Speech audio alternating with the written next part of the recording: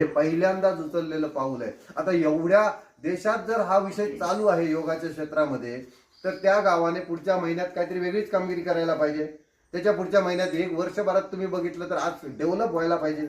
या दृष्टीने जर तुम्ही वागत गेलात तर तुमच्या गावाचं नाव निश्चितपणे वरपर्यंत ओळख होणार की बाबा अरे हे पहिल्याच असा प्रकारचा गाव आहे. एक कधीतरी आपण जर काही वेगळी ट्रिप काढली हरिद्वारपर्यंत तर एक आपली वेगळी शाप असणार, तिथे 100% असणार. बरोबर की नाही?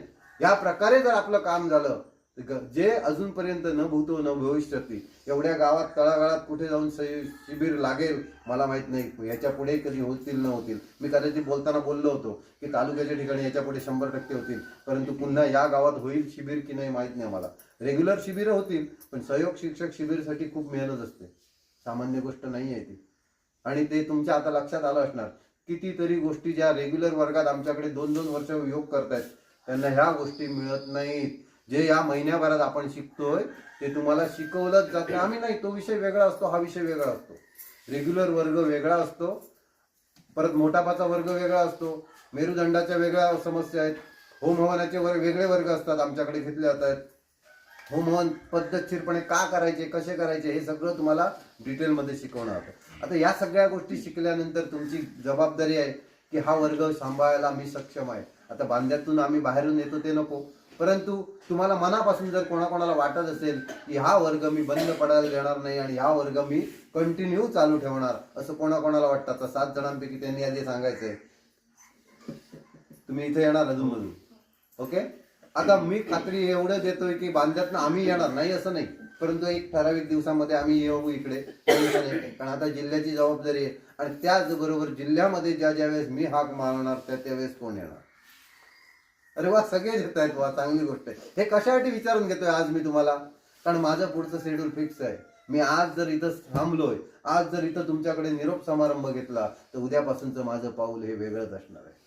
हे तुमच्या लक्षात आलं असणार. कारण मी आज तुमच्याकडे येण्या अगोदर सुद्धा मी वेगळ्या ठिकाणी होतो.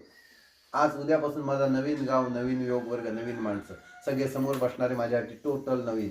जे तुमच्याकडे गेल्या वर्षी म्हणतो मी, कारण डिसेंबर 2023 मध्ये मी तुमच्या समोर आलो त्यावेळेस तुमचे काही जण असतील त्यांना मी सगळ्यांना नवीनच होतो, होय की नाही? सगळ्यांनाच नवीन होतो. परंतु आज गावातलं प्रत्येक घर माझं होऊन गेलं. आज गावातली प्रत्येक व्यक्ती माझी आई बहीण भाऊ होऊन गेलेत, होय की नाही? कारण हे कुठेतरी टिकवायला पाहिजे. योगचा शब्दाचा अर्थच आहे यूजचा अर्थ आहे जोडणे. संस्कृतमध्ये यूजचा अर्थ आहे जोडणे. आणि आज मी काहीतरी जोडलं असेल तर ते नाते संबंध जोडलेत तुमच्या प्रत्येकाच्या घरामध्ये आणि प्रत्येकाच्या हृदयामध्ये माझे कुठेतरी एक निश्चितपणे जागा करून गेलो आहे, होय की नाही? बरोबर ना?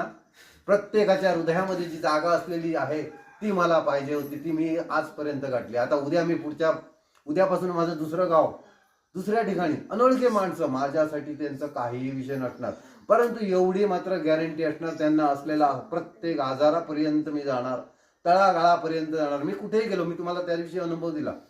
ती व्यक्ती जी खाली बसली जमिनीवर मला सांगते सर नाही मी खाली बसलो की मला चक्कर येणार. तुला काहीच होणार नाही. 5 मिनिटं 10 मिनिटं पाठीमागे टेकून बस. नंतर त्याला पुढे बसवलं, काही झालं नाही. दुसऱ्या दिवशी काल मला त्याचा फोन आला, सर मी प्राणायाम करतो, मला आता काही नाही, मी उभा राहिलो तरी चक्कर येत नाही. दुसऱ्या दिवशी रिझल्ट. त्याला जे सांगितलं ते त्याने केलं. 2 दिवसात रिझल्ट देण्याला इतर कुठे आहे? डॉक्टरकडे जा, तुम्हाला 3 दिवस गोळ्या देणार, नाही बरं वाटलं परत ये म्हणणार, परत माझे 100 रुपये दे फी.